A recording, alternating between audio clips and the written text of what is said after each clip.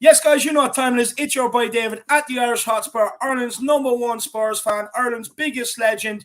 And basically, look, the game is called off, but I'm pissed off, so I think I needed to come on here and have my say. And boy, have we brought a stellar panel. As always, we are joined by co-host Jack and Nicky, and then we've drafted in Mr. Brains McLeod. Absolutely fantastic on We Are Tottenham TV. If I'm sure most of you have seen him on there. And of course, the one and only Sean Butler. Absolutely fantastic as well. You know, great, very opinionated people. And Philip Brady will be hopping in at some stage. He texts me he's fuming, so he needs to vent. But look, first of all, Jack, how are you keeping, my man? Good, David. A bit of a therapy session for all of us, kind of get, our frustrations out. I do probably, already offer my condolences to your FIFA controller later, Dave, because I'm pretty sure you're going to be smashing the buttons a bit harder than maybe you usually do. But yeah, everybody, this is basically just going to be kind of hopefully, maybe it won't be, but maybe a bit of a shorter kind of just passion sort of kind of discussion about how this all came about, whether it was preventable, and just get maybe some hot takes, especially from, people that we always, see on Weird Time TV, but, not so very much here. And I'm looking forward to it. No, 100%. And look, not that anyone needs me to confirm it, but of course, today's game is called off. What an absolute disaster. But Brains, my man, how are you keeping? Not bad. I actually thought we were going as soon as I came on the stream. I've done all my best material there, just put off. All that classic material. No, I'm all good. I'm all good. Yeah, I'm like, I'm kind of, I don't know about you guys, but I'm, we'll get into it, but I'm a little bit kind of 50-50 on it. Really pissed off because, we just can't really afford the constant, tripping up with these number of games that are never going to come in. And when they come in, they're probably going to be when we just don't need it, Like we could have done the Rennes tie, we could have, other things could have happened. So, yeah, but I mean, I see the other side of it as well. But yeah, I'm still kind of, I'm in a relatively decent mood. Do you know what? You're in a better mood than I am, and hopefully your good mood can rub off on me today, because I'm not messing. I'm so pissed off about this game being called off. And I look, I'll get into it in a few minutes. But Sean, how are you keeping, my man? I'm good, Dave. I'm good. It's awesome to get the gang back together like this. They're obviously disappointed. I've been massively disappointed about the game. I do think there's lots of positives that you could, if you want to throw perspective in, there's different things you can take this from. But obviously, when you wake up and you look forward to a game and then it's off, like we've seen a few times now in the last couple of weeks, it's devastating. Only one thing that's more devastating, apart from to people like maybe Kuva, I found out just now that my dog has gotten hold of my flat cap. Oh, gosh. And has destroyed it. And I know that my flat cap's apparently not very popular with people. But I'm still going to wear it out of honor to the tribe. So yeah, you gotta love the commitment. You gotta love the commitment to the flat cap. We'll have to send Brains one over shortly as well. We'll do a double package. We'll send a new one to Sean and we'll send one to Brains McLeod. But look, let's see what Irish Hotspur Army are in the building with us. We have market analysis. ZAR, he says, can't believe this shit, bro. No, neither can I. I'm fuming. Tottenham Tantrum Gold says, ladies and gentlemen, to the best channel in the world, introducing the two men who should be running the EPL. Introduce David Tyson, Irish Hotspur Harris, and his partner in crime, Jack Duran-Kanicki. Wow. Absolutely love it, Darren. Big yourself up. Big the man of intros. He loves an intro. What I need to do is I'm going to change my mic so I'll have it coming down like an announcer, ring announcer. I'll just pull it. I'll practice my best David buffer. So David Buffer over there. David Harris Buffer. Absolutely love it. Paranormal Yido says, hi, David and Jack. Big up, Frank. Hope you're keeping well, my man. Derek Hutchinson's in the building. Big up, David and Jack. Come on, you Spurs. Big up, Derek. JC is joining us. He says, good afternoon, Dave and Jack. Is the Liverpool game now in doubt given this cancellation? Everything is up in the air right now. Look, as far as I'm aware, the game is still going ahead, but I would be prepared for it to be called off. I really would. To be honest with you, I'd expect football to go into a bit of a kind of circuit break is what they called it last time. I'd probably expect it to happen again. You see more and more cases coming out. Hugh says, morning, what a mess. At least we have the boys here putting the work in. Looking forward to the stream. Big up, Hugh. Hugh, do you know what it is? I'm just fuming, man. I'm absolutely raging. I just want to see my beloved Tottenham. I mean, it's getting to me now. Jason Williams says, disappointed the game called off at short notice, as some fans had already travelled before the cancelled game. We'll get into that. Get into that, Jason. Don't worry. That was my first thought. Big up you, new channel member. I hope you're keeping well, my man. See you Monday. Let's take a few more people. We have Stephen J in the house. Irish Hotspur, preach to the masses. Jack coming in with the amazing content. Good all-rounders. I appreciate that, Stephen J. Big yourself up, my man. Stephen. Georgie Hill is in the building. We're just going to call you Georgie Best because it sounds better, my man. Who's ready for Spurs Super Late Christmas special in 2022? 25 games in 25 days. Come on, you Spurs. Come on, you Arsenal. Honestly, they could save it to next December and we could do an advent calendar. An advent calendar. That's what we would be doing. Every day you open, it's Liverpool today. 10 bar decisions to them. Absolutely pissed off with everything. Golden Cock says, hi, y'all. Not really sure what to say right now, to be honest, apart from the Prem messed up here. Yeah, look. Honestly, some of these people need to be shook. Neil Shaft and EPL aren't thinking of the fans. They think about the money they lose when games have to be cancelled. They are going hold off cancelling a game until the last possible minute. Yep. They don't care about the travelling. Could not agree more, my man. Russ Vernon's in the house. Hi, guys. Hope all is well. Big up, Russy boy. We have Wayne Bonner. Big up, Wayne. He says, bloody typical. I was looking forward to the game tonight. Not holding out much hope for the Liverpool game. I can see the Xmas fixtures being postponed and restarting in January. Yeah, could not. That's what I see coming as well, Wayne. To be honest with you, it's going to ruin my Christmas. Dave Tyson, he's laughing. Big up, Dave. I hope you keep him well, my man. Who else have we got? He also says, afternoon, lads. Anthony Gray is in the house. At this rate, Romero won't be missing any matches at all now. Yeah, that's the truth. That's the truth. Really good point. Maybe that's Conte's master plan. Maybe that is his master plan. Side dancer THFC. All right, boys. I think by the weekend football being locked down. Yeah. Look, I actually said. I think I said that a couple of weeks ago for the last cancellation. That I could see it heading that way. I really didn't want it to happen because I love the festive period. It's my favorite time of the year. Mark Cousins says, "Big up, lads. Brentford manager has called for all this weekend's games to be off." Yeah, I think a lot of people will be. Adam Phillips says we'll play during the World Cup. Yeah, probably will. And Leon, big up, Leon. I hope you're keeping well, my man. And Mr. Nick is in the house. My FPL team is in the mud, and I used my triple captain this week. Honestly, just cancel FPL this year. It's not even worth it right now, to be honest with you. It's going to do you more harm than good. But look, we will get into it. Jack, I'll take it away, my man. Brains, I think if you're all right, we'll start with you. I mean, this game, Leicester and Spurs, they already pre-requested, I think, days in advance, right, to have this game canceled. But it seems like, the EPL, the Premier League, waited to the last possible minute, almost like doing an essay for uni at the last possible minute, decided to cancel it, to say that it could happen.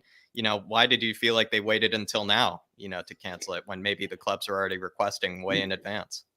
It's kind of like a mirror of like the government, like they know the shitstorm's coming and they're just going to hold off and kind of tiptoe and dance around things. Meanwhile, the bodies are stacking up, and it's like, well, we'll wait and see, and it's like, the annoying thing is I get that, football and fans and venues like bring so much money in and, the kind of all the different, TV deals and stuff. And when something goes off, it's a knock-on effect for these companies. I get that. But the reality is that the number one people who are at the center of this sport is not players. Yeah. It really isn't. It's fans. And so fans for Spurs fans, away days, some people leave at 9 a.m. because some people travel in from other countries to get to. Do you know what I mean? So it's just, that's the thing that kind of really irks me, is that I knew people who were already traveling and they got the news halfway there. And it pisses people off so much. It kind of ruins, they had the chance. They literally had the chance. But at the a few days ago, there was both teams going, yeah, fair enough. And then it's kind of like, no, we'll wait and see. Wait, what do you have to wait and see? What is there to wait and see? Both teams have COVID outbreaks. What is wrong with you? And other games, I think the main thing that irks me as well is that other games were called off for less. So where's the consistency of why they're actually calling games off? Just ridiculous. No, well said, my man. I mean, same question to you then, Sean. Why did the EPL maybe wait this long until now when, both clubs, together, agreed that they didn't want to go ahead with this, days in advance. It's difficult to know, right? Like, so I think that the obvious answer is if there's a chance it can go ahead, then they'll take it.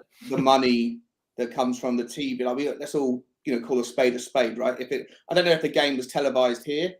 I'm not sure if it was on telly tonight here, but it was definitely on telly in other markets around the world where there's more revenue coming in, right? So if it could have gone ahead, then that's why they do it, right? And I know that for from the club's perspective, that they have to renegotiate or give if games are no longer played as according to the schedule that was agreed, then there's kickbacks that go back to certain third parties and things. So to keep it short and sweet, definitely the reason why they kept it as long as they could was because of the money. I just saw a comment though from I didn't see the name a few comments ago, who said that both teams should get relegated if they didn't want to play, and that Leicester cancelled not because of COVID but because of injuries.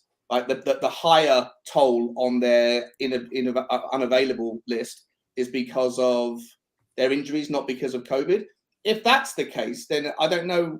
Do the rules change? Like if you just got a lot of injuries, then is that an excuse not to play? Because Tottenham have got a team that can be fielded, right?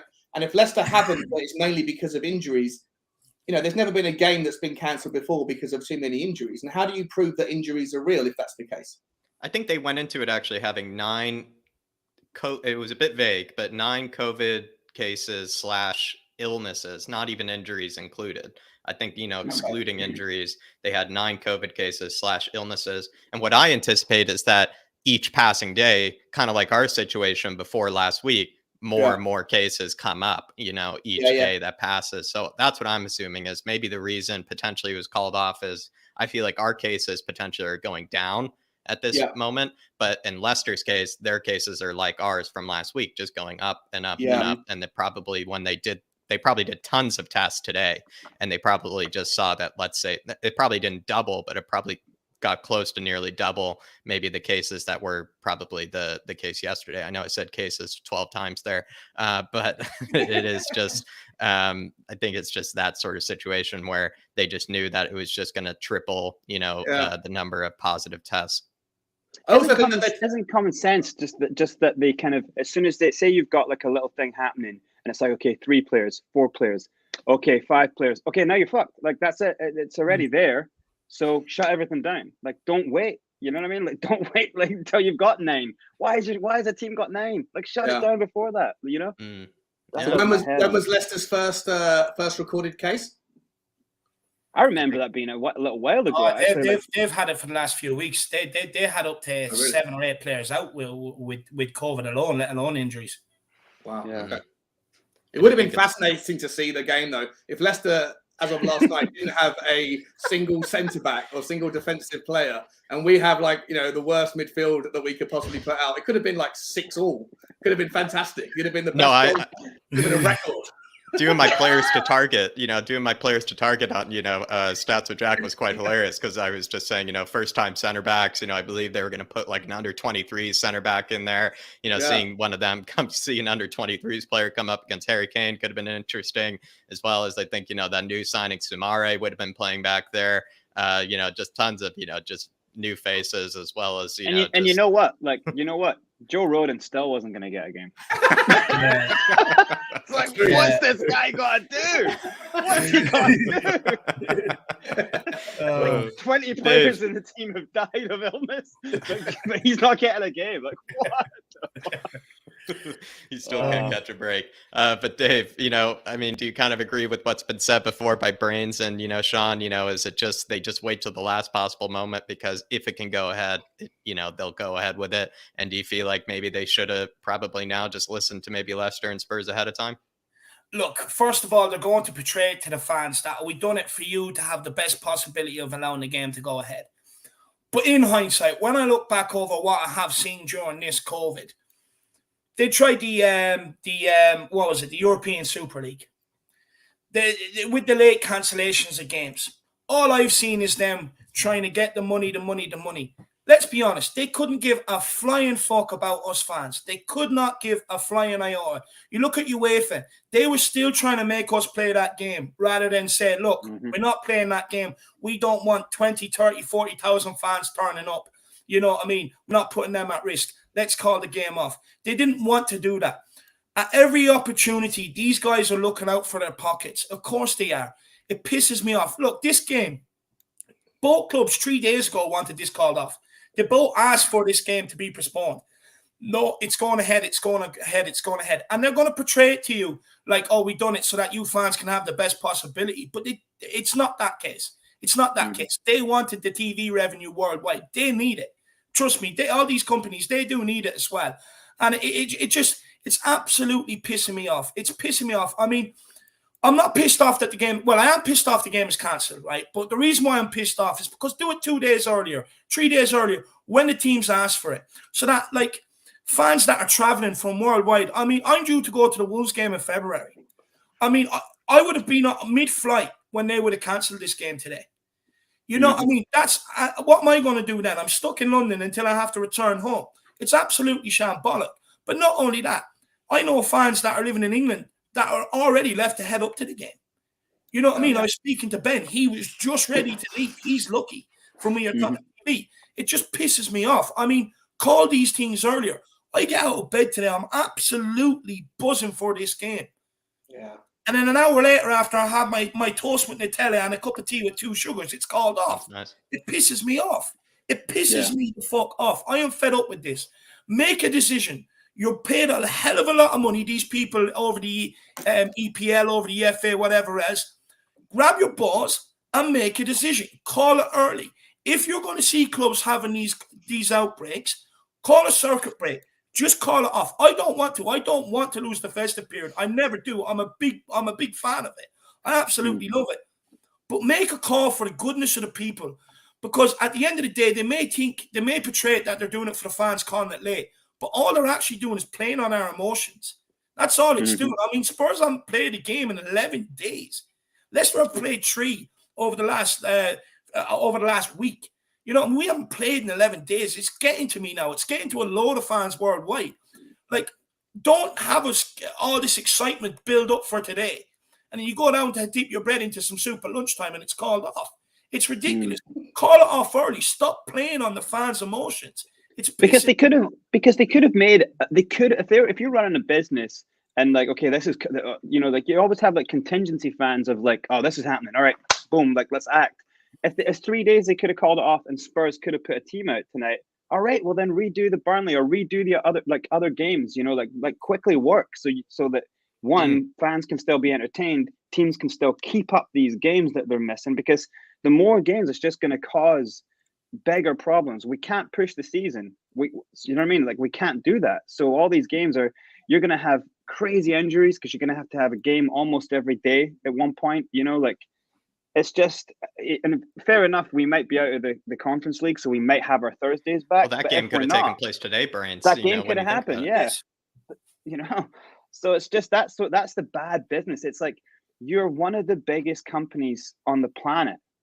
Do you know what I mean? If you look at the league, like that's what the league is, like a company, like it's one of the biggest companies on the planet. You cannot afford to be this negligent. Yeah. Like fans spend too much money on this product. If you think of per purchase, it's the highest product for ratio of buys on the planet. You can't treat the consumer like that. You know what I mean? Like if you get an incline that something's going to happen, or look, make the decision now, so that the consumer is not fucked over. Because if you keep doing this to them, what is to say that, oh, you know, like in COVID times, I'm not booking a ticket as soon as it comes out.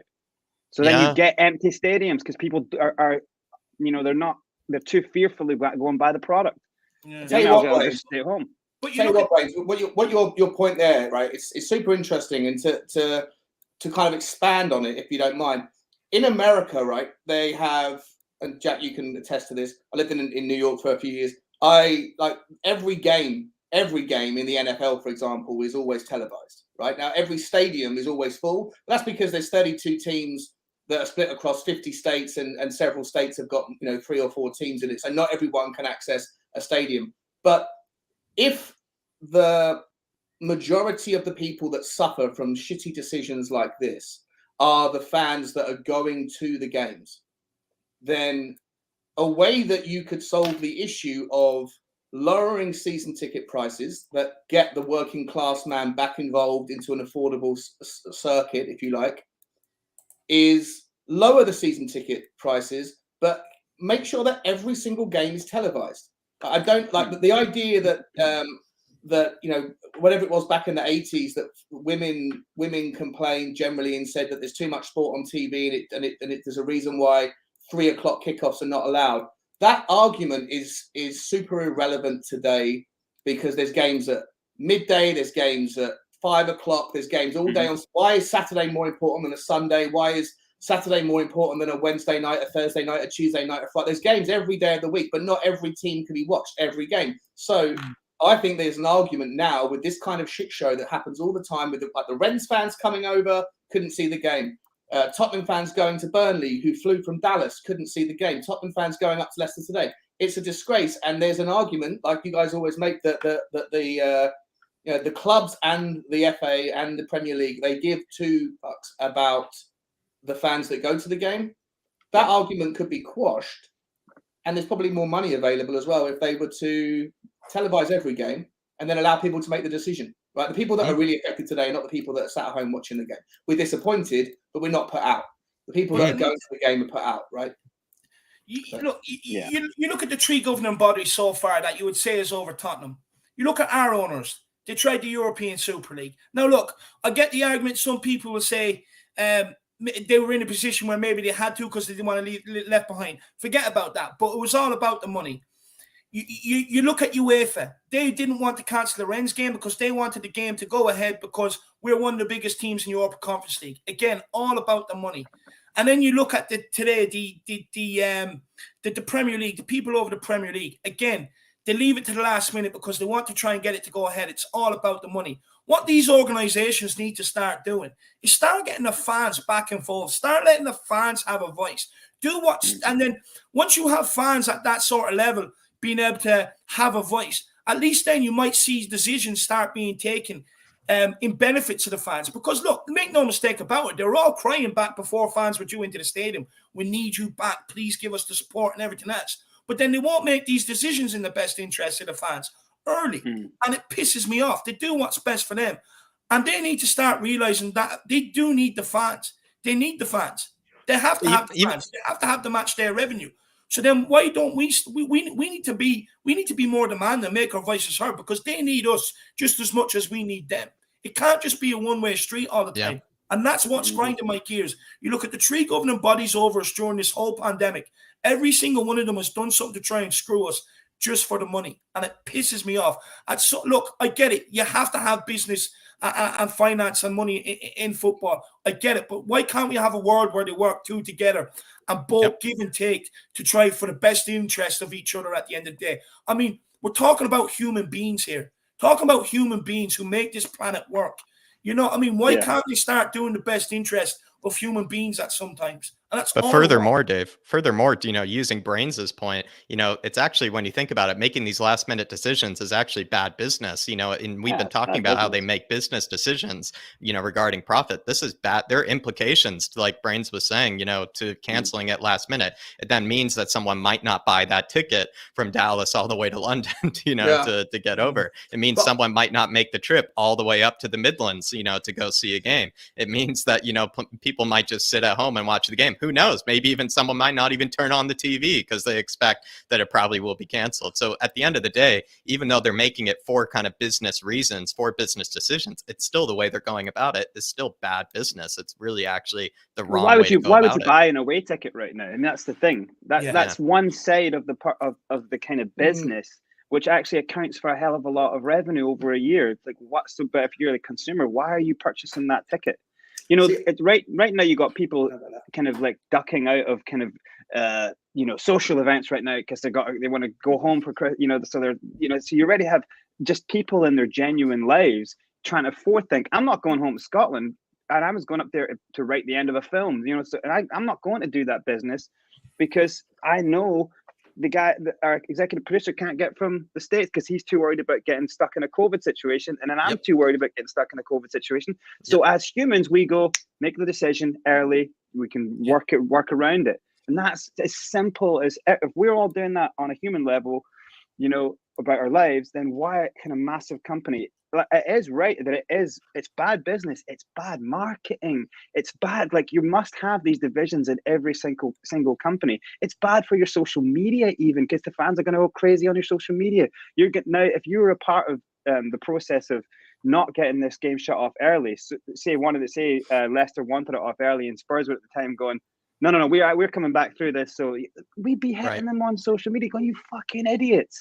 And that's, so they have to have, so every decision through this business has to be, there should be people sitting around a table going like, no, that's going to really fuck our away revenue. That's going to really fuck our social media. That's really fucking our marketing here. We're supposed to be for the fans. We're coming through COVID. We're going to go on another lockdown.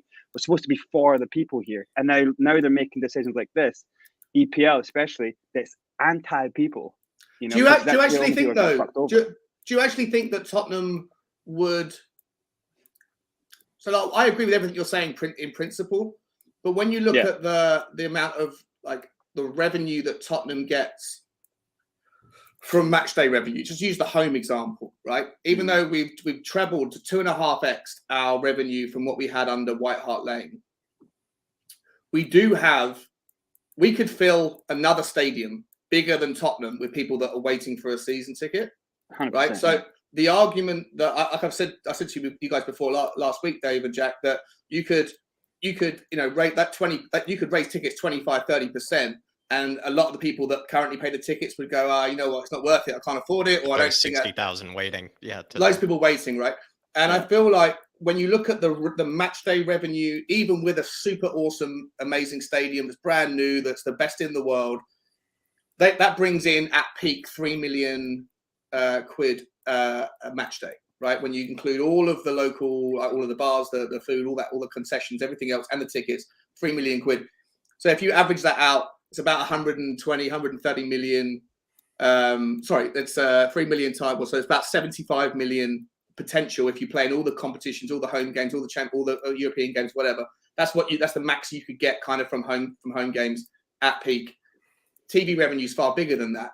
I think there's twice as much as that. I think that, like, whilst I totally take your point that treating fans like shit is bad marketing and bad press, I just feel like most of the time there's always going to be somebody who wants to go to a game. You know, there's always going to be someone that's going to go. They play on that though, Sean. 100%, they play on that because they know people are so loyal. Like, football is a bit of a rarity because you're so loyal to your team. No matter what, you will follow them through thick and thin. You will not just say, oh, Tottenham have gone crap, I'm going to start going support Man City now. They know people aren't going to do that. So they know it's a rare sort of business model where you literally have a die-hard following, rather than set up a clothes shop where they have to set up brand, market, and everything else, and really make that business work to get a cult hardline following. Just come into football because you know that's already there. You already know you have millions of people worldwide that's like a cult following. Yeah. And they play on that, and they know they can keep doing all these sorts of things for the benefit of the money because they know no matter what they do to us fans, I mean, they could tie me down bollock naked and shit on me. And I'm still going to go. You'd enjoy it, would you, Dave? I think that would be something nice and graphic. No, but like I'm still going to watch the next Spurs game, if you know what I mean. Like, no matter what they do, we're still going to turn up. You're still going to buy a jersey. You're still going to do this. You're still going to do that for your club, and they know that, and they play off it. And that's why it's why the game is attractive to conglomerates and to the 1%ers and to those big families. It's why the game's attractive that way. Look at the owners of some of the biggest teams. That's who it is. And while they themselves, even as families and even as companies and conglomerates, they have social media training and they have marketing training to kind of appear like these kind of lovely people who care about the fans, and they're told what to say. It's all about the fans, all about the fans. This bullshit. Got to get football back to the DNA that the fans love. All this bullshit. It's got nothing to do with that. So 100%, I'm talking about kind of like, kind of a socialist kind of dream of people being treated equally and right by, kind of these kind of corporate capitalist scumbags who just kind of, dangle carrots and treat us like shit. They know they win with that game because it's what we love. Yeah. Philip Brady. just before we let Philip in, we'll just take these 2 super chats.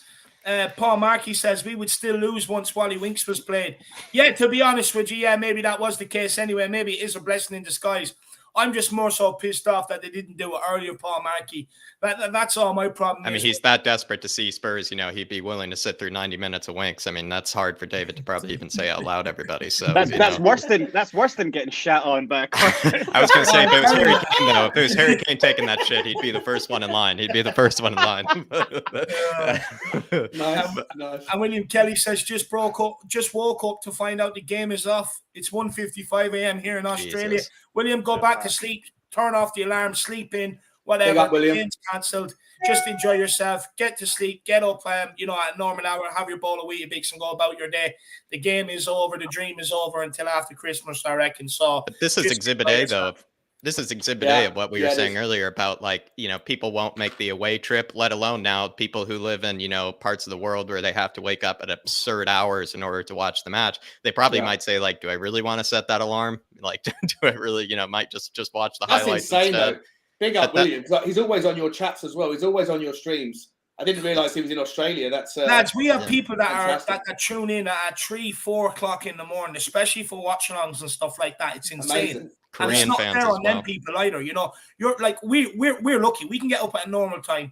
We're usually off work at the times where we can watch games. But these guys, they're waking up early hours in the morning, watching the game, and then they're going and doing a full day's work. I mean, it's not fair on these sort of people. Call it early. Call it early. But look, Philip, we'll let you in and have your say, my man. What's your thoughts?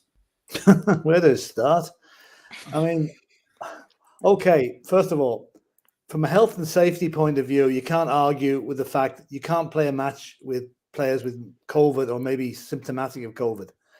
But how is it that Manchester United get their games cancelled, Brentford with 24 hours notice, Brighton with 48 hours notice, probably because their fans won't have to travel from London up to Manchester to see the game. Maybe that's it. Spurs fans, Burnley, 45 minutes before the game. Okay, there's reasons for that. Maybe the undersoil heating wasn't working properly. Leicester, we tried to get the game called off so we could play Rennes in the Europa League. Premier League wouldn't hear of it. Then what do? 7 hours before the game, they cancel our match. It's only Spurs, so fuck them. That's basically the way I take it. What do you make, Philip, of the fact that Leicester and Spurs, though, requested it way ahead of time as well? Yeah, exactly. If the game had been called off on Monday, no one would have been bothered about it. But the fact they waited until the very last minute, there's people, the team were in Leicester in their hotel, travelled up and all. I'm sure there was fans who were probably coming in from Ireland, Europe, wherever to see that game. What's going to happen to them? Not a word about it. It's absolutely disgusting. I mean, I'm not taking away from the fact that there's a health risk, but there's a way of doing this, and the FA, PL, whoever they like, and UEFA are complicit in, again, shafting Spurs. Let's go on to the health point then, and Brains, I'll go to you first, because you actually think about it, if they really had the health and safety and, the players' minds, the fans' minds, they would cancel it ahead of time, because you actually think about it, the traveling that the players had to do, the players had to, get all in a team bus together. They all went into a hotel. They all, kind of congregated together, which, increases the risk, likely of maybe contracting it. Same goes for fans who made the trips up, potentially who also risked themselves. So it's not really like they even have this health and safety, in mind of the fans or the players, because everybody went up to be traveling, to see this game, knowing that they're taking that risk. And now it's been canceled. And so they've actually all done it for nothing and potentially even risked themselves in the process. Well, are these games being shown on Amazon at the moment? I know they're on BT. Are they on Amazon as well? No, I don't think these ones are. Tonight's one would have been on BT. It looks like BT have their oar in here somewhere, because they've lost a couple of matches this week already and didn't want to lose another one. I mean, they're paying most of these matches, and they want these matches to go ahead at any stage. So you'd wonder who's actually calling the shots here, But if there's going to be a 48-hour cancellation for Manchester United, there's got to be a 40-hour cancellation for every other team in the Premiership. Not just that their darlings might not want to play on Saturday because they don't feel like it. Brains, what do you make of this health risk that they put the players through? Well, I mean, as you said, Jack, the team are getting on the bus together. They're getting on the bus with players that maybe are just back from having COVID, that have recovered. Right. You don't know the way this new strain is lingering on. No one knows the exact science of that one yet because it's too new. You could be actually putting those guys back in danger again by allowing them travel up, stay in a hotel, putting the hotel staff at risk. Yep. Going on the pitch, maybe putting Leicester players at risk and vice versa. They can put our players at risk. It's just a total joke. What they should do now is call off the entire Christmas program. And that's the only way to be fair to all the teams. Correct. The problem is this has been kind of coming for a little while, because we were talking about the new variant and we were seeing kind of spikes, and there was obviously a lot of kind of like, well, what's going on? People were waiting for Boris to talk. And yet then there was games happening. I was at the Norwich game. I didn't see anyone wearing masks, even in the kind of around the bars and so where was the kind of government saying, look, this thing's coming, we're not going to cancel games, or we're not going to cancel the football, but you, to get in, you have to do this and you have to do this, all the kind of, now we're only seeing that for upcoming games. Now it's too late now. The thing's rife again. So it's the government dragging its feet on decisions that should have been done. It's the EPL drag on its feet on their decision making. It's like, you guys are dragging your feet and it's ruining lives here. It's kind of like it's people in a time like this, people like rely on football, they rely on their tribe, they rely on that for kind of their morale, because everything else is so gone through the floor, so like this stuff is a little bit more important than just canceling a game, like, and then say that we're doing it for the health, or saying that we're doing it for, it's like, you weren't thinking about that.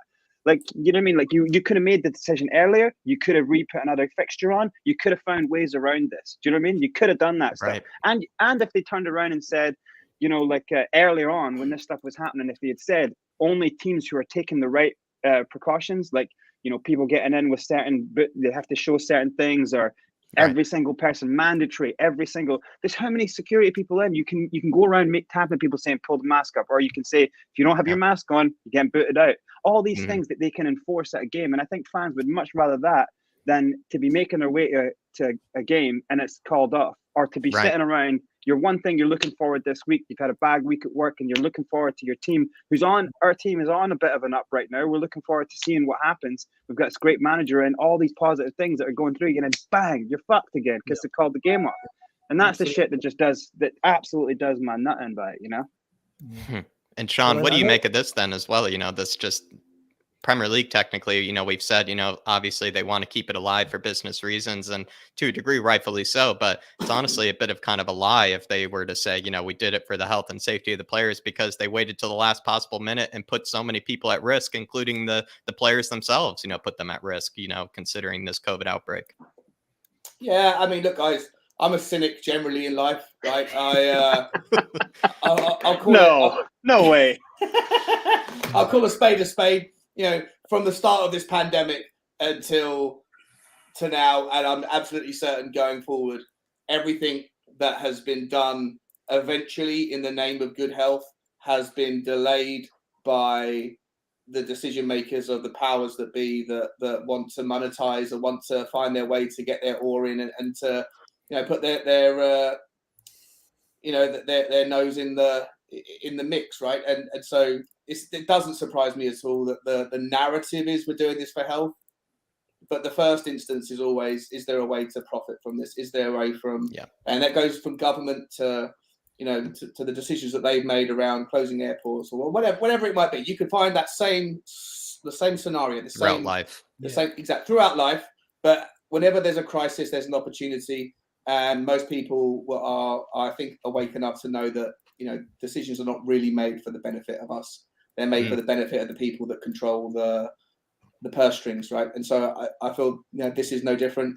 The reason why it's delayed as late as possible is because someone somewhere that stood to benefit from the game going ahead was more focused on that than it was individuals traveling to the game or players' health and safety, fans' health and safety. And the only reason that it's been called off is because that argument doesn't hold water.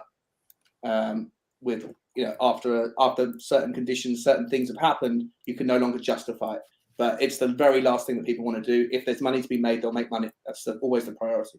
Yeah, Philip, I think I cut you off there. I think you wanted to say something. Well, again, apologies to anybody who mightn't agree with this statement, depending on their politics, right? I apologize in advance for this. Uh-oh. What do you expect when you've got a Neanderthal clown as Prime Minister in England? Yeah, that's He's true. too busy organising his own parties and lying to people through his teeth over everything. You know, he's been found out now. But I mean, it starts at the top. Now, I'm not blowing up blowing up might be the wrong word, but I'm not going to give the Irish government any kudos for what they've done. But they've done things in a proper way over here. Yeah, and I'm the same with Scotland as well. I'm impressed with how Scotland and Ireland have actually looked at this stuff. We're not happy with the way things are going, but it's been done to keep people safe. I'll give you an example. David, you know who I'm talking about here now. Christy Moore is after playing a load of concerts in Vicar Street. Right? That was sold out months ago. What they did there was they were brought down to 50% capacity. What they did was they gave everybody their money back. Yeah. And says, right, lads, we're opening up the booking office now. So the first half year that gets through, get your tickets. It was the only fair way to do it. And it didn't affect it actually, a lot of people were very sore about it. But what other way could you do it? It was a way of getting around a problem. Now we've got a problem in England. Any crowd over 10,000 has to have all the COVID stuff checked in at the gate. Carlisle United have reduced their capacity to 9,999 to get over that. So what do? Do we cancel the games, play without crowds, or allow the crowd of 10,000 to come in? Because the way this virus strain is coming now, it's doubling itself every day in the UK. Yeah. More or less. So I would say by the weekend, we're going to be in an untenable position to play any of the matches. Because half the crowd that's turning up is probably going to have the bloody virus and spread it. And B, the teams are going to get it. Like this is worse than the actual first lockdown because it's so virulent. That's what I'm looking for. It spreads so quickly to people. Yeah. There aren't as many deaths. That's the only thing. That's because of the vaccines. But there's still the disease is still transmissible, and people are going to get sick. Yeah, they'll have to start wheeling in. Instead of like just having defibrillators now that they have in every ground, they'll have to just bring in some ventilators and just have us sit and watch it. Get what they have in the airplanes. Get what they have in the airplanes to filter the air. Jordan Stevens in here with a super chat. Really appreciate you, Jordan. He says Premier League are a joke. Care only about the money and losing revenues from TV sponsors, etc. Don't care about the health. Shame it's off, but health comes first. And I think we were just speaking on this earlier, David. Just the fact that they just wait till the last possible minute, till like maybe Philip was also saying earlier, till it's untenable, till it's just almost inhumane to put it on, and they just wait till the last moment, like a lot of things in life. But it is kind of the case where I think it must be recognized, Jordan, that they did put a lot of people at risk, regardless of whether they say for health reasons. They put a lot of people at risk, not only the fans but even the players themselves that potentially still have the potential of infecting someone else. But I mean, David, anything to say to Jordan Stevens here quickly? No, look, it's my thoughts exactly. Look, health comes first at the end of the day. You can understand why the game is called off. That's not my gripe. My gripe, and like Jordan's is, it should have been done a couple of days ago when both clubs were looking for it to be done. Not last minute, not let people wake up, not let people travel, fans from across the world traveling. You know what I mean? Do it earlier. And Jordan spot. Yeah, like Phil was saying as well, like consistency with the decision making. Don't give some teams more time in their fans, and then give us minutes. So that's the consistency. That's symptomatic of the way we feel. United, City, Liverpool, Chelsea will always get preferential treatment. That's fair. From Sky, be it from the Premier League, UEFA draws. Go back to the Lasagna Gate in 2005. That game should have been called off. No problem. Yeah. And the reason it wasn't called off was there was one of the Arsenal bigwigs on the FA board at the time, and he's supposed to have vetoed the postponements of the match. Well said, Philip. And honestly, good theory. Playing field for everybody. That's all we want. Yeah. Same decision maker for every team, regardless whether you like them or not. Yeah. Consistency Lads, and transparency. I'm gonna have to bounce off because I've got to go play a game. I've got to actually go and be something that Spurs don't actually have. Go be something the number 10 as well. Number 10 as well. Then huddle, pretend I'm Ericsson. Really appreciate you, Brains. Thanks for hopping on. No worries, hopefully we'll see you more on. Yeah, and I'll try to go on a lot more anyway. Thanks a lot. Good lad, Brains. See you, Cheers, brother. Good to see you. Man. But big up Jordan Stevens. Great comment, my man. Absolutely word for word. Great comment. And also appreciate the support. Moondog in here saying, just seen the game is off. Keep well and safe, guys. And Sean, I need your seat, mate. It looks comfy. It is. It's the best seat in the entire Spurs community. It really is. You know, I think everybody's very jealous. Sean, stand up off it. Let's have a look at that beauty. Come on. Show us it. Oh, look at that. That is a beauty. I mean, that is nice 12. head padding. Oh, lad. That's taking the piss. That's taking the piss. There it is, everybody. I mean, they should probably use you as a brand ambassador for that chair, Sean. They should use you as an ambassador for that chair. I put the link in your chat. Any chance? There's one of the chairs missing from the management seats at the ground. It looks very similar to one that Potts used to sit on. Do you know what? I will actually say, like, whilst I put the link in the chat a few times, I don't know if anyone's ever gone and bought it, but I'm actually, whilst it looks nice, I'm a big fella, right? I weigh like 18 and a half stone, so I'm wide and heavy. It's not the most comfy chair. It's not ideal. Like I feel like I want to go and buy. What you might see over Christmas if Santa comes is a nice wingback kind of armchair that I can really kick back into, and then I'll get like a cockerel somehow embroidered into it to make it look like it's still Tottenham, because this isn't really fit for purpose for me. I'm too heavy for it. But style over comfort sometimes, Sean. You know, that is a real thing. Style over comfort. But Moondog, function.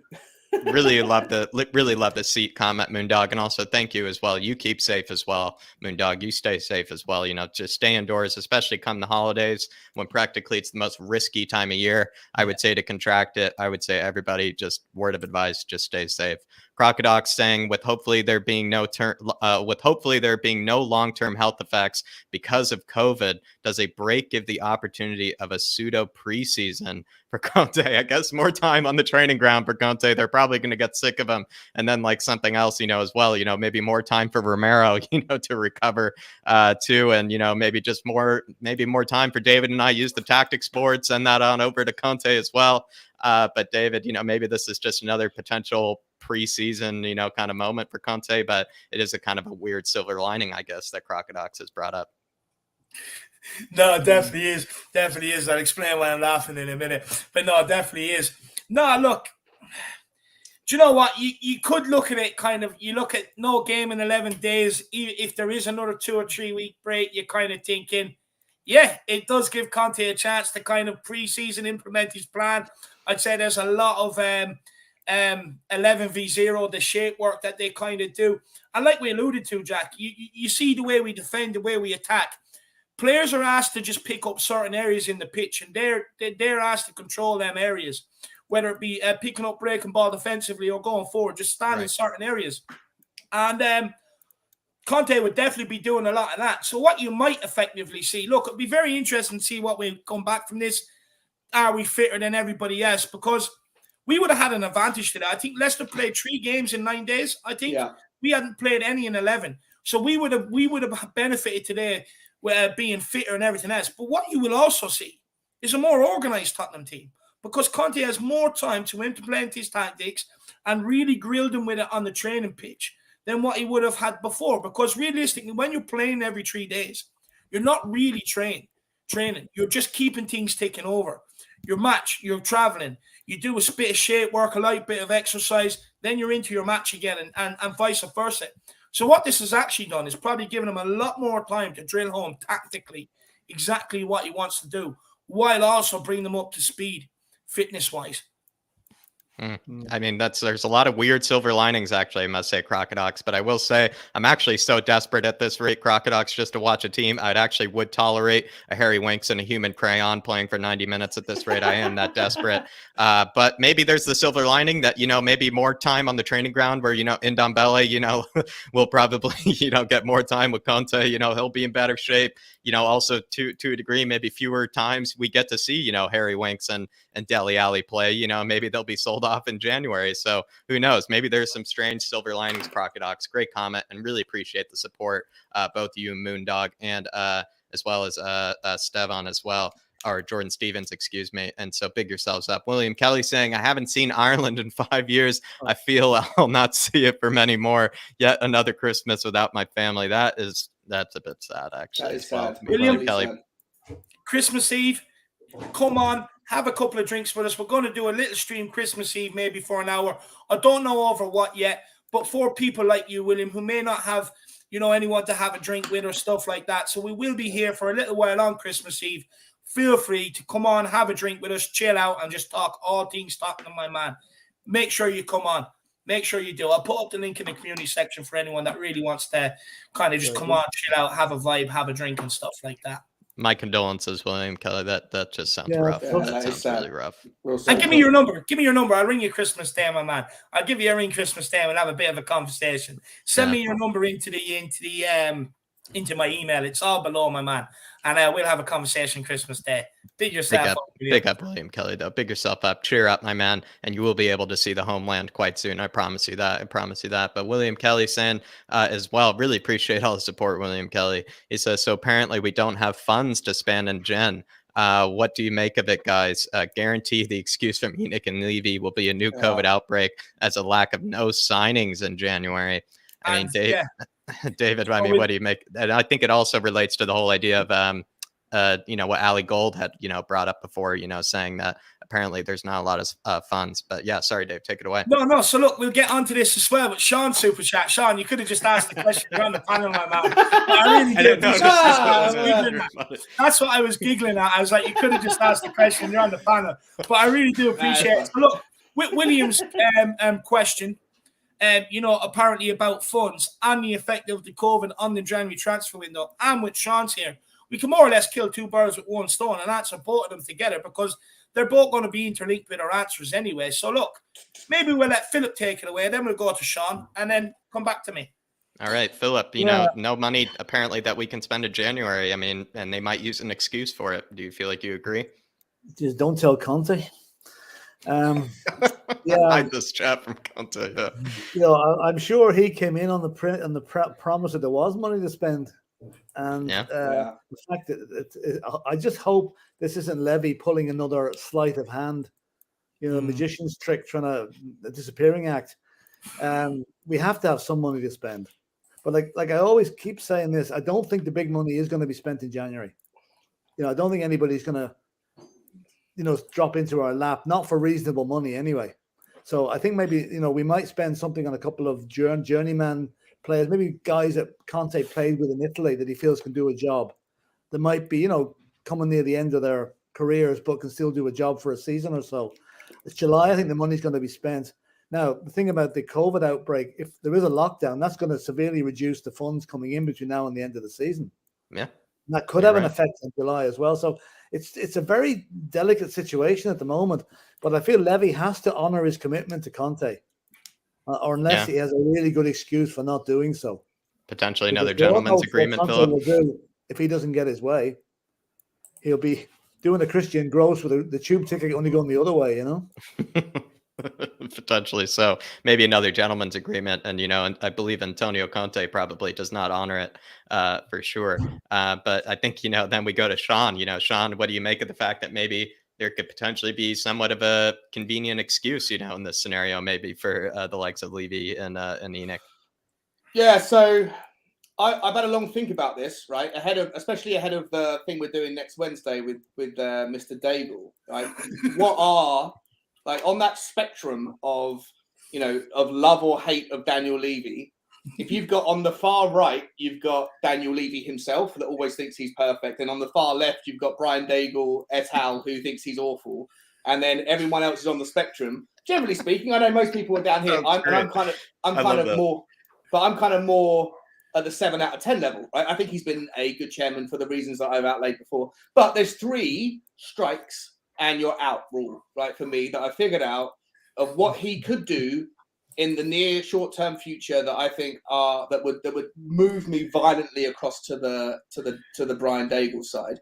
And one of those things, and the most recent of those things, would be a reneging of any promises made. Now, we don't know what promises were made and assurances were given to Conte, but we all have a kind of inkling that Antonio Conte generally walks into clubs and doesn't want to buy potential. He wants to buy ready-made fits for holes in the team to fit the system that he wants. It's not something that we've ever done before, really. It's not something we're used to doing.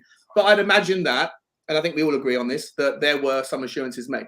Now, Daniel Levy is also someone that gets, he's always got these get out of jail cards when it comes to Harry Kane giving the assurances. If the right bid comes in, then I'll let you go. But the right bid is subjective. So it never came in. So he still stays, all this stuff. So I would say that one of those three strikes is if there's reneges.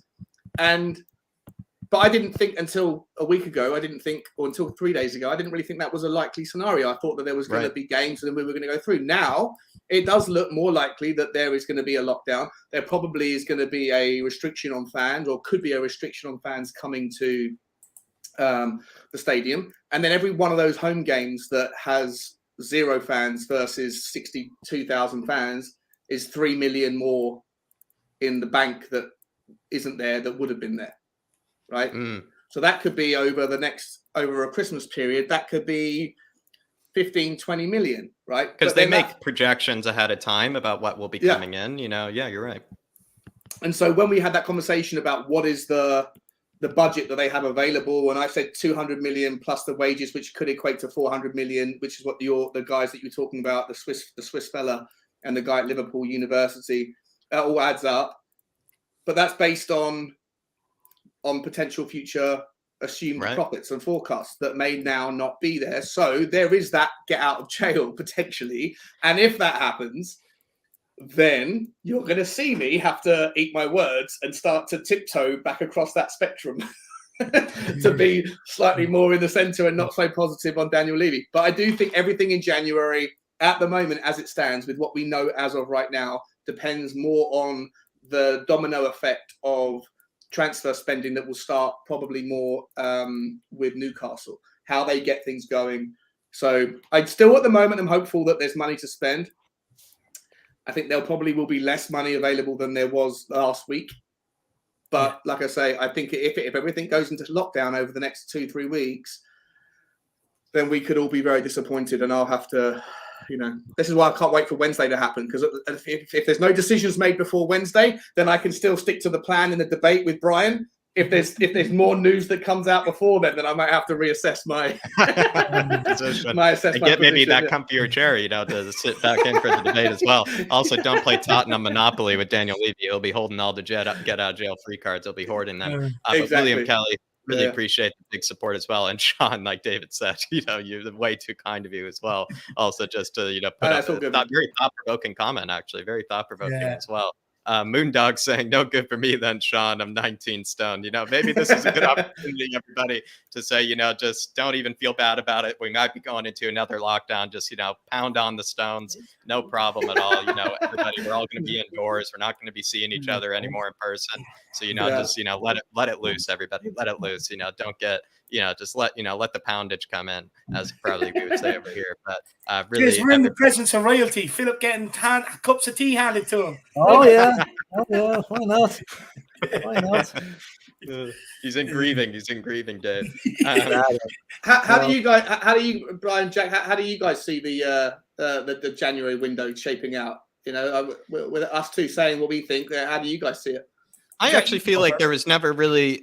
I don't think there was, kind of agree with Philip. I don't think the fact that I never saw us spending over 100 million, despite maybe the earliest rumors. I never saw us spending over 100 million in January, and that has nothing to do with maybe what technically is available or was promised Conte. I think it's just the fact that it is still, as we all know, as common knowledge, or even conventional wisdom, is like no one spends that big in January. It's just the worst time to spend. It's kind of like, spending, right after Christmas instead of before Christmas, or like something like that.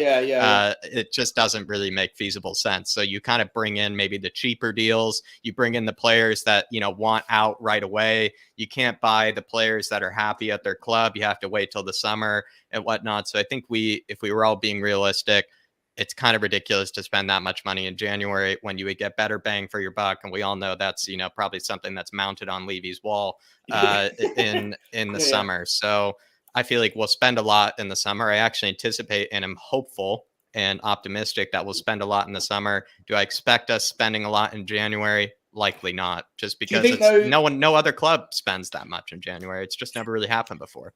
On that, sorry, Dave, just quickly before I ask your answer, just Jack, on that list that you and Matt gave last night, that list that went on for like 70 names of superstars that were available players, for free. yeah, free players. Yeah. So, but a lot of those players are going to sort their Julys out this January, right? Or you think some of them would. If they're available for free in June, they're available to be signed for the pre-contract agreements in January. Do you think we'll be doing any of that business in January more than we will actually fixing holes for the present term?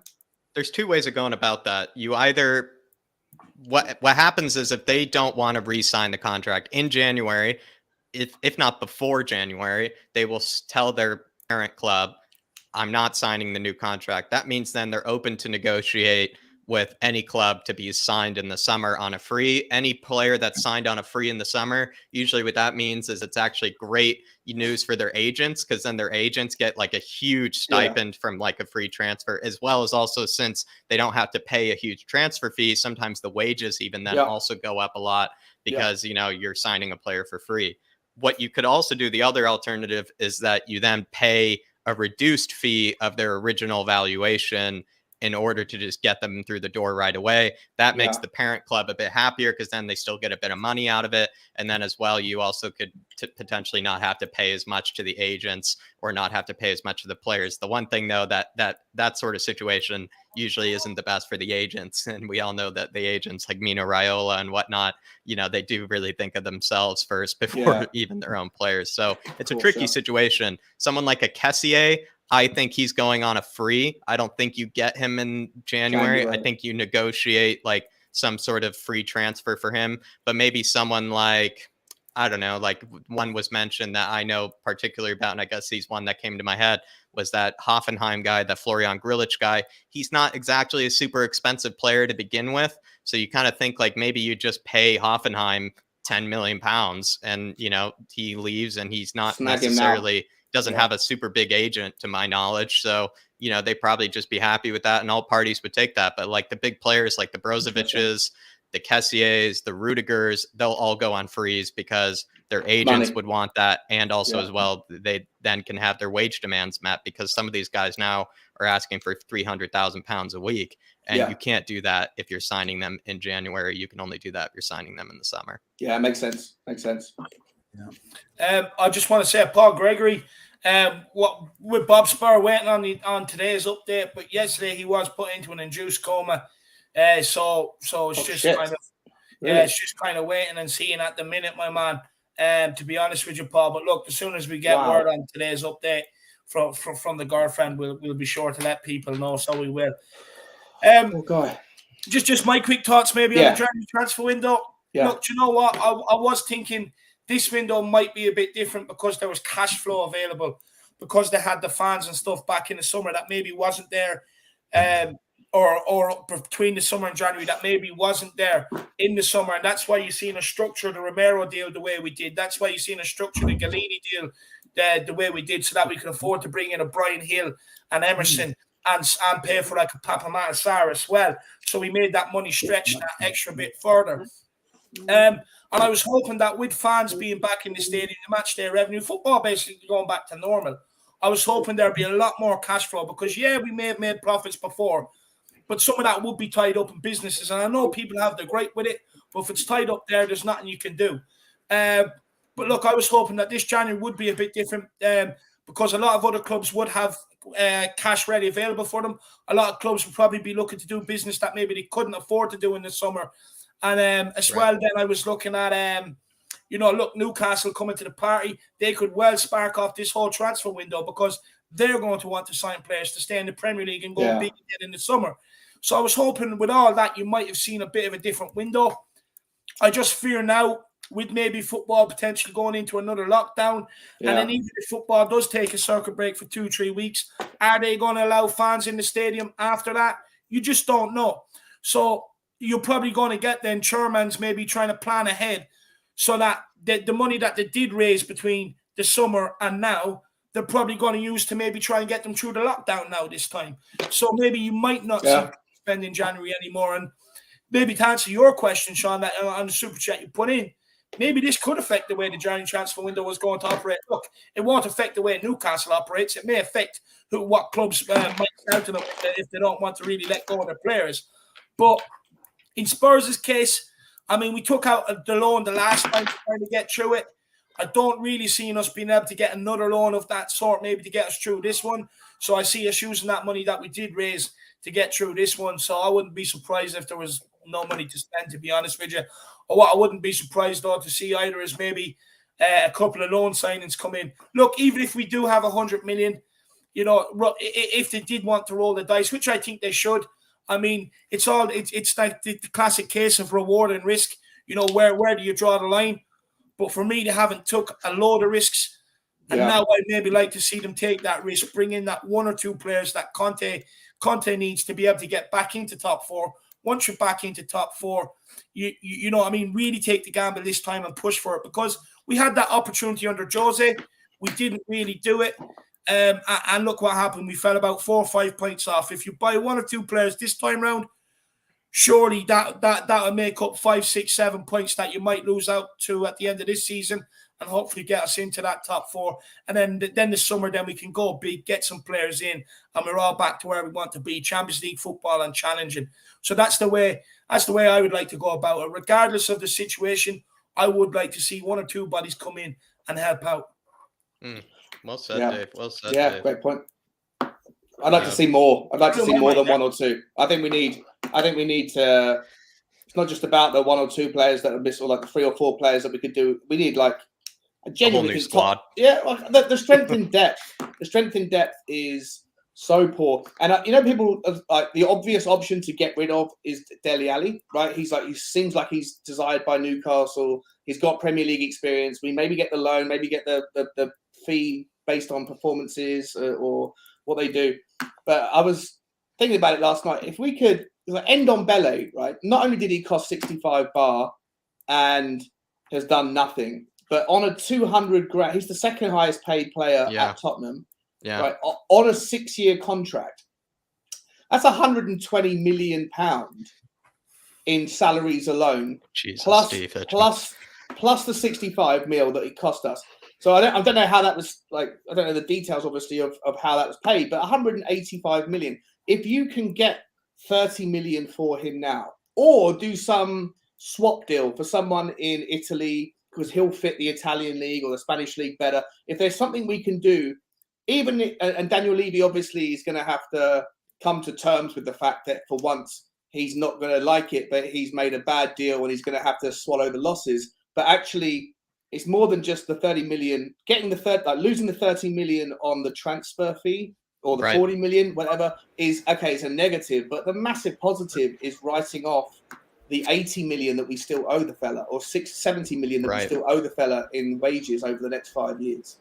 And who's going to pay out the rest of that contract is really, the situation as well. Like, no, it's actually, no, I don't know. The fact that the Ndombele problem is, that's a massive problem. You could sell him for 20 million. You could see it as a massive cut, or you could see it as a massive saving. It's actually, to a degree, just quite quickly, it's actually probably a bit similar to that Aubameyang situation, whereas, they put him on 350K a week and, now stripped him up the captaincy, and it's like, who's going to, I guess in Ndombele's case, there are teams that still technically want the guy, where as at least, we're not in the scum scenario where with Aubameyang, no one really wants that guy anymore. And he's also on 350K a week. And he's also a piece of shit for the toxicity of the club and things like that. So, it's not similar to Tanguy, as bad. I would say not as bad, but a bit similar actually. How long was Aubameyang? Because he only signed his new contract recently, didn't he? Last season, I believe. Last season, right? So, and I know he's not necessarily young in age, but how long was his contract for? I would have reckoned probably 2 or 3 years. 4 years, was that? Yeah.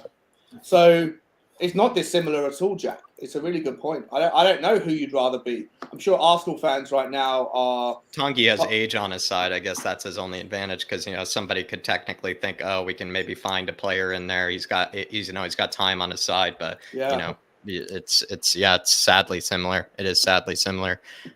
William Kelly saying Lewis is the main problem at Spurs. Never puts his hand in his pocket and never has. get them out. Never going to win trophies with ENIC. Profit over glory. Dave, take it away. No, look, I don't want another long debate with Sean over this. You know, actually, what I will say is, me and Sean actually had a phone call the other day. Lasted about what, hour and 15, Sean? But no, it was hour and 40. Hour and 40. Hour and 40. I've never spoken to anyone on the phone for as long as I have with you on that in my life. Honestly, this, and it's all we talked about. And it was a very good conversation. And by the end of it, we both wanted the same thing, and we could both see where each other are coming from. But look, to let Philip back in, let Philip make his points, and then Sean can debate Philip, because Sean already knows what I have to say. William, or sorry, Philip, William Kelly here, just, speaking from, the Irish Hotspur handbook, speaking, to the masses. What do you have to say maybe in this? We've spoken about it, a million times, but, we just have to ram it home. So, Philip, what are your thoughts on this? Well, the league table that was drawn up there recently by some investigative journalists over the amount of money the owners had put into the club. We don't have to repeat where Spurs came in that. Relegation potential, bottom, nothing, not a pound put in. So that speaks volumes. I mean, Joe Lewis is one of the richest men in the world. He could easily give us 200, 300 million out of his back pocket and not miss it to spend on players, but he won't. And it's just like, okay, we might give out about Abramovich and the Man City owners and that, but at least they put their money where their mouth is. Really. It's a good point, Philip, actually, because I've heard that on a podcast before that had nothing to do with Spurs, and somehow Joe Lewis came up, and they did say, like, don't get this wrong, like, as much as we know that how rich the Man City owners are, the Newcastle owners are, Abramovich is, they did say, like, don't be fooled, Joe Lewis is a lot richer than you think. Oh, he is, yeah, he is. I mean, it's, the guy is a multi-billionaire probably, So I mean, let's face it, he could put the money into it. Now, I don't know what his religious persuasion is. I'm leaning on the side that he's of Jewish extraction, which may or may not have something to do with it, because those guys are careful with their money. But, I mean, if he's allowed the club to build the best stadium in the world, but with a massive debt behind it. Like, he didn't put any of his money into that stadium. If he did, you can be sure it'd be known as the Joe Lewis Stadium long ago, but it's not. That's another thing we need to get sorted out to get a few bob in. Is get the naming rights. So they're supposed to employ some new guy to look after the commercial end of it, getting naming rights and such like. What's been heard from him? He must share an office with Steve Hitchen.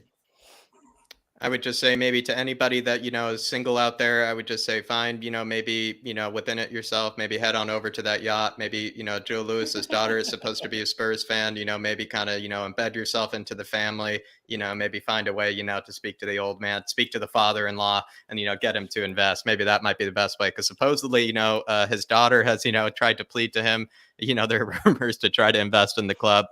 So maybe, someone else can help her out in that scenario, and maybe do just honestly do the Saints work or their Lord's work for the club. But thank you very much, William Kelly, for the big support, and also thank you for the big ones as well, my man. And also hopefully you're keeping well. I will give Levy credit.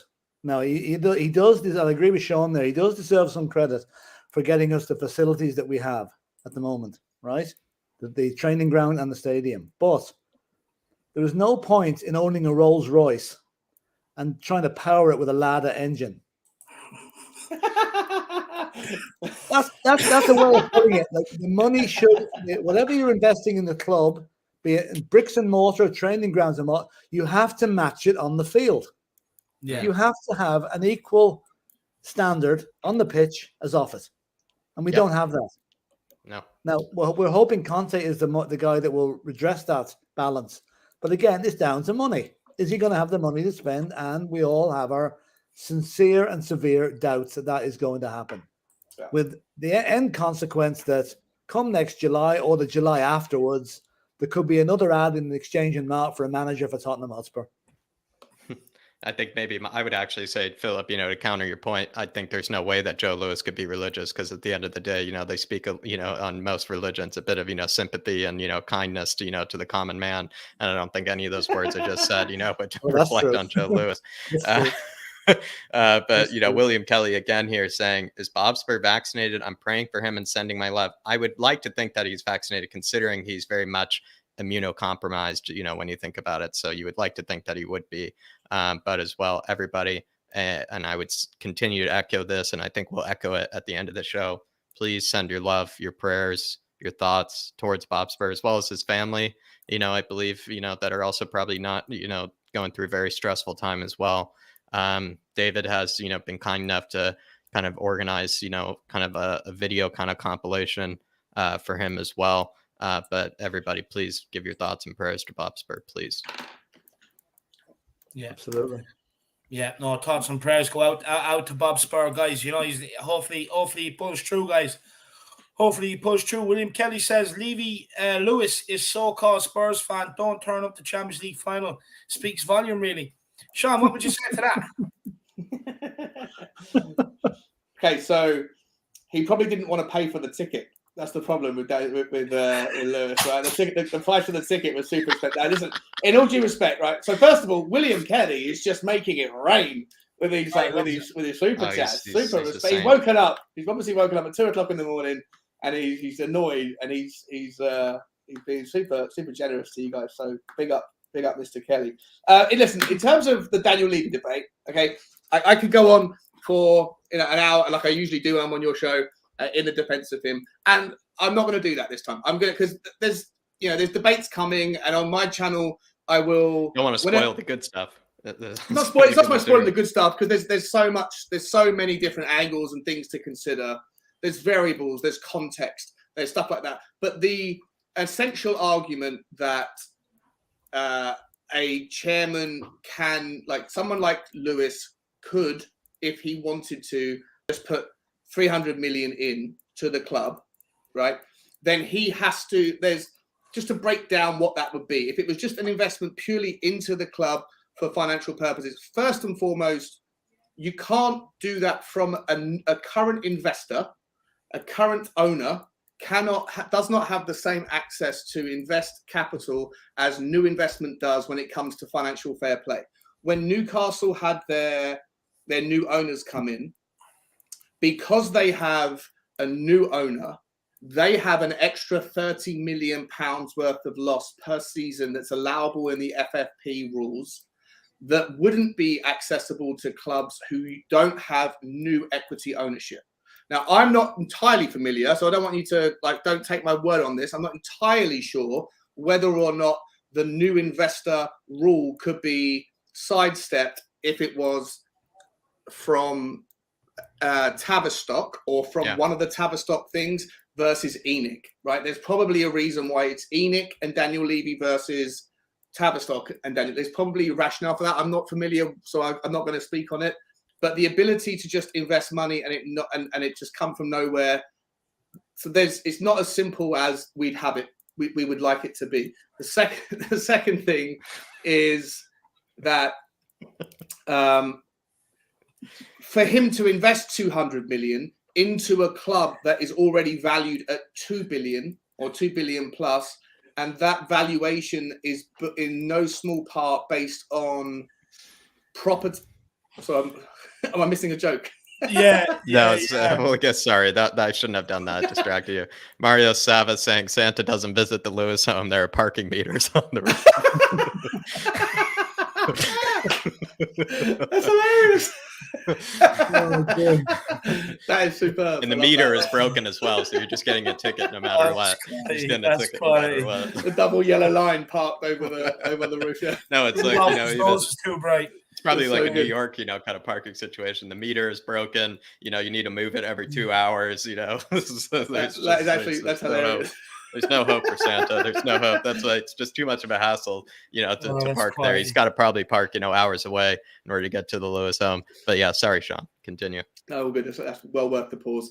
And the other thing is, for someone to, if he was able to and wanted to, had the desire to appease everybody and went, here's 200 million, right? He has to then, as a businessman, which is what he is, right? He's driven by money. He's always making those decisions. Is it worth it? What's the ROI? Where's the kickback? Where's the take back?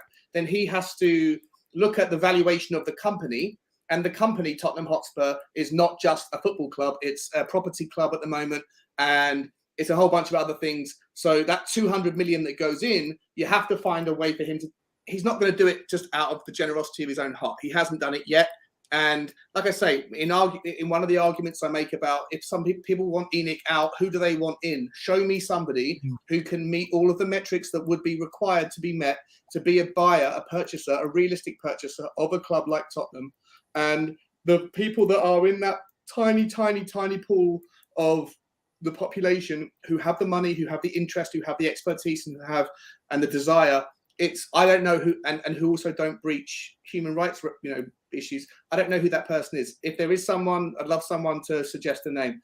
But notwithstanding, right? I take your point. I take everybody's points about how frustrating it is to be owned by Daniel Levy and Joe Lewis. The two other things that 3 strikes and you're out rule, right? That I had about Joe Lewis and ENIC. One of them is reneging on promises. One of them will be if, for whatever reason, Tottenham make it through to the end of the season or in the next 18 months, and they start to take dividends again, because the stadium is starting to deliver profitability in a world where there's no closures of stadiums and the fans can keep going. If they reinstate dividends, that's also a red flag for me that would annoy the hell out of me, because that's, until now, the idea that Daniel Levy and ENIC take profitability out, so taking dividends again would be a red flag. And the third thing is if they were to invest, back to the point, if they were to put money, 300 million or whatever, into the company, if they then took that investment and started to buy more businesses, more properties around the high road, and change the ratio of what that valuation of the company already is, more into property and less into team, then that's another red flag. So I don't think that the money's there. I think that there's money there. I don't think it can come straight from Joe Lewis, and even if he wanted to, in an easy way. I don't know who the option B is, but there are things that if he did do it and he used that money in a weird way that wasn't for the benefit of the team, then I would be way down towards Brian Daigle on that spectrum. I don't know if that answered the question. No, I think it definitely does. William Kelly also saying Lewis is a so-called Spurs fan. Yeah, to be honest, as well, I would say it's during May, the Bahamas, Florida. It's probably one of the worst times to be over there as well, considering, the mosquitoes are hatching, there's, more of a storm season over there. So you had every reason to, take a nice little trip up to London in May, which I'm assuming is actually quite nice time of year to probably be up in London as well. So yeah, honestly, one of the best times of the year probably to head on over there. But big up William Kelly. Really appreciate the support as well. I think last and final question, everybody, for the show as well, is just going to be, if you had to guess right now, do you feel like we might fall into some sort of lockdown or restart again, kind of similar to last time? And if it were to be the case that were to happen, do you feel like it is maybe the best decision so that maybe these clubs can take control of maybe these COVID outbreaks and whatnot? Should they maybe move away from this whole game by game or match by match sort of scenario? Should they kind of just say, you know what, we're going to take a 3-week halt, maybe a 2-week halt, a 4-week halt, who knows, on maybe all playing so that they can get control of the situation? Would you support that in this moment in time? Philip, I'll start with you because I do believe you have to go, unless maybe you can't answer it and you got to go right away. I think nobody enjoyed the first lockdown when there was no soccer, because it was all new to us. It was the first time it ever happened. Maybe 50 years ago when the big freeze up of 63, that was the nearest thing to it.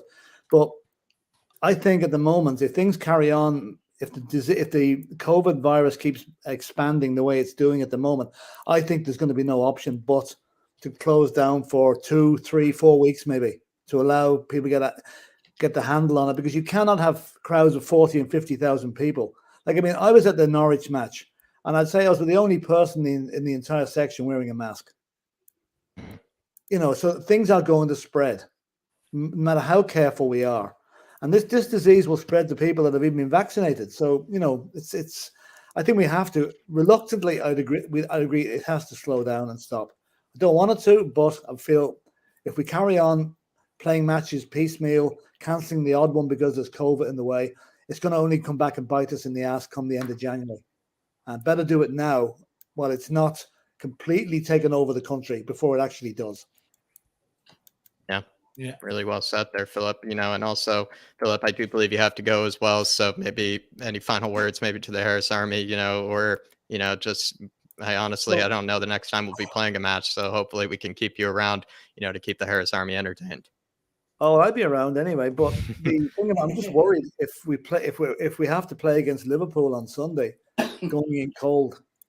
I know it's great to have a couple of the games off, but matches bring practice and honing the whatever Conte is trying to get through to the team. I mean, Liverpool are on fire at the minute, so I don't know if I want them going in playing cold on Sunday. Maybe if the lockdown came before that, it might suit us better, but who knows? But it's very frustrating time for any football fan. Really, it is. We used to love the Christmas period with all the matches and the excitement, with the FA Cup coming after it. You can cook the turkey instead.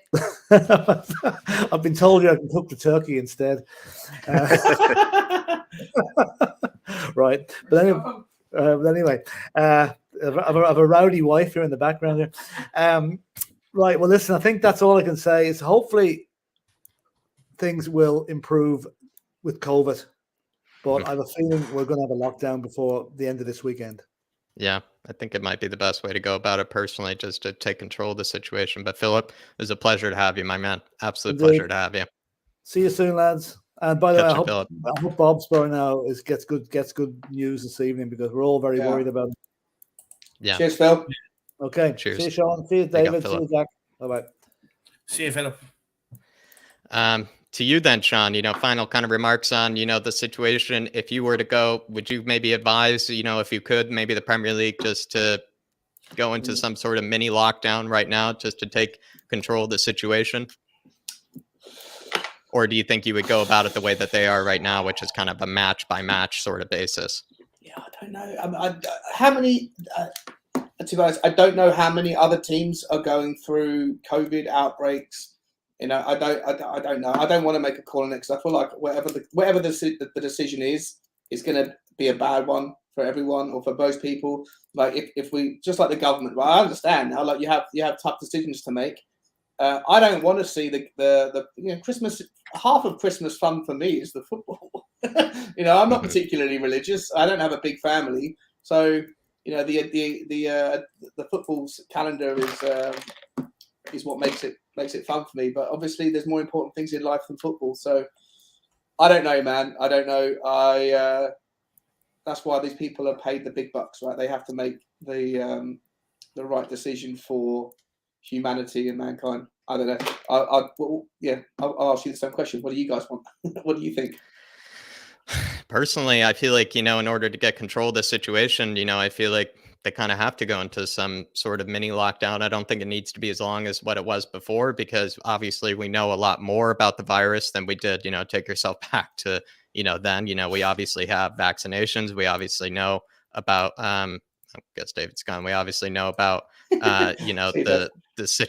obviously know about the situation of how to deal with it in terms of social distancing. We know what masks can do. We know what, the way the virus can be best kind of controlled. We know the ways that it most commonly, affects people and whatnot. So we have more information than we ever had before, which kind of makes me think that it won't be as long of a lockdown if it were to happen than it was before. At the same time, though, if we really want to take control of the situation and actually, find a way to, actually have matches go as they are originally scheduled and continue to flow, then I feel like they need to just take some sort of break of some kind. That probably would be kind of what you do for COVID, like a 10-day break at least, to get control of the situation, to find out how to best go from there. And also, sometimes just taking a break just to assess what the situation is maybe the best way to go about it. It would be interesting. I don't know how long. They always say the cases are going higher, hospitalizations and deaths at the moment aren't. But there's that lagging effect, right? Like 2 weeks from the rising cases before you see whether there's the rise in hospitalizations, and then a further 2 weeks to see what the worst case scenario is. So I think, to your point, we're probably somewhere a week, 10 days into this or 2 weeks into this Omicron thing. So to take a 2-week circuit breaker now would allow people to realize whether, because if it's all if everyone gets this Omicron, but no one gets super sick, then it's probably the best thing, right? Get everyone to have a mild flu, and then we can all kind of have some antibodies. But to your point, I think that's not to get super sciencey here, or medical here, it is just more transmissible than the other variants were, but it's actually not as deadly according to research as what the research was. And also, like before, like I said, more people are vaccinated now, more people are getting their boosters as well, so it's just less likely that people will actually be, which is the real concern, people actually dying from the disease, which was the case before. And that would then suggest, I think, that we wouldn't fall into such a deep lockdown or stoppage that was the case prior, from years past. If God could give everyone the option, everyone get the flu now, but no one gets like hospitalized or die, but everyone's going to have like, a horrible bad dose of flu, but no one's going to get sick or die. I think that everyone in the world would take that hit, right? Everyone would go through 5 days of pain to get the whole antibody system done.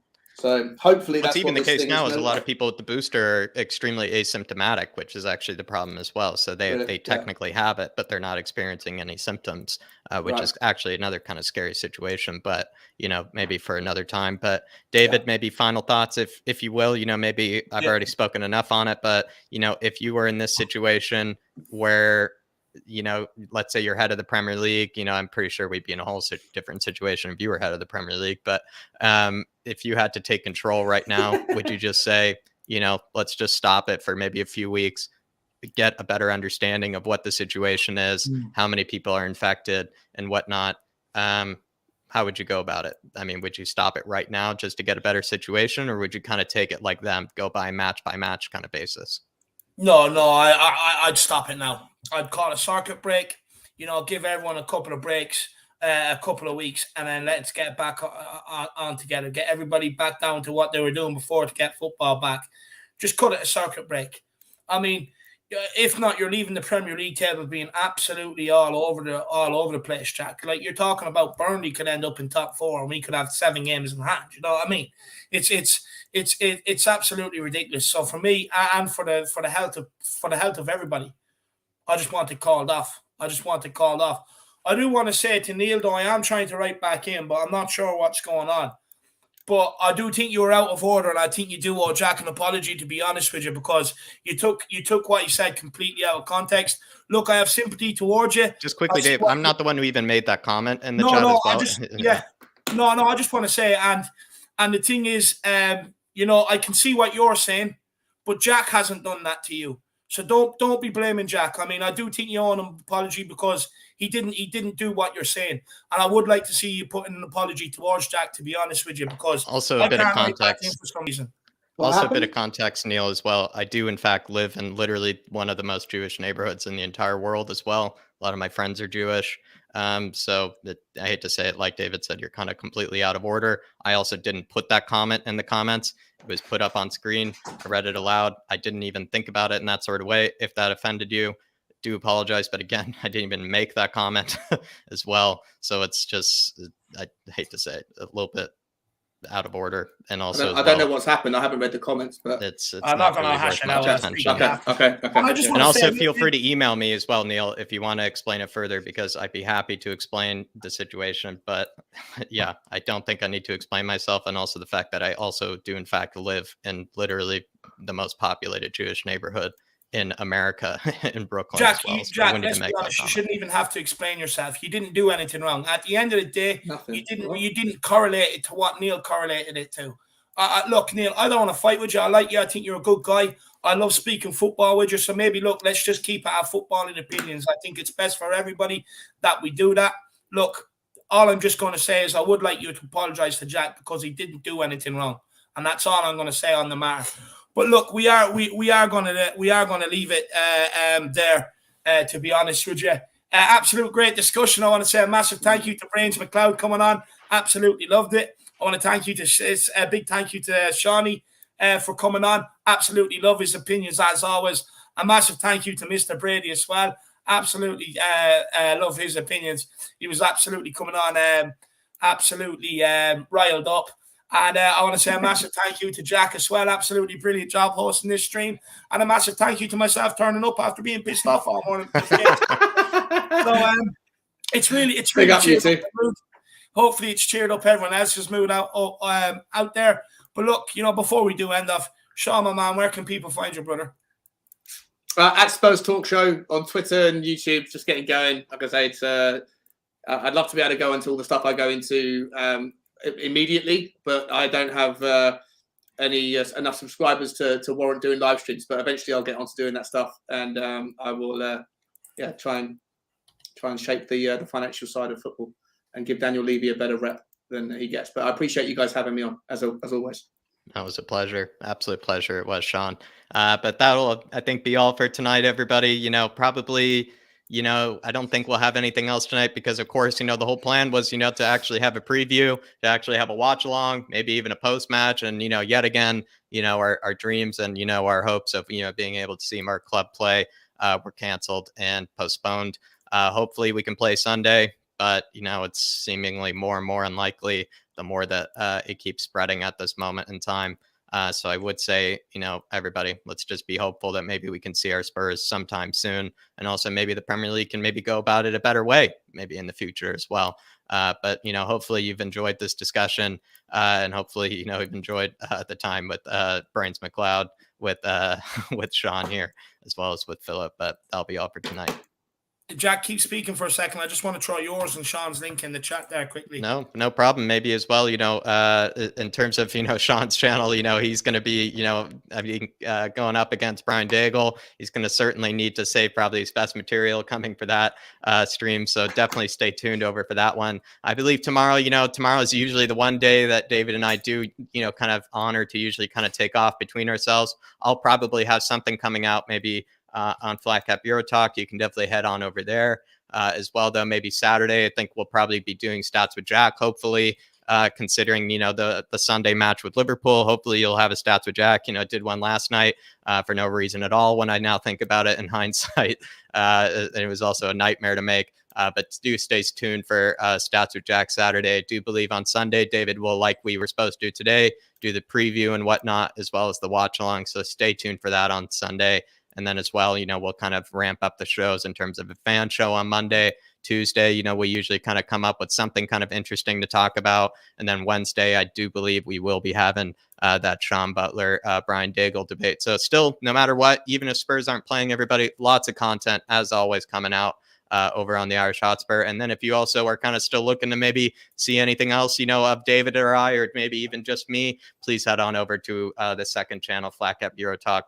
Please and thank you. It's certainly, the closer we get to January, it will be kind of like Matty Hayes' channel, your Bible come January.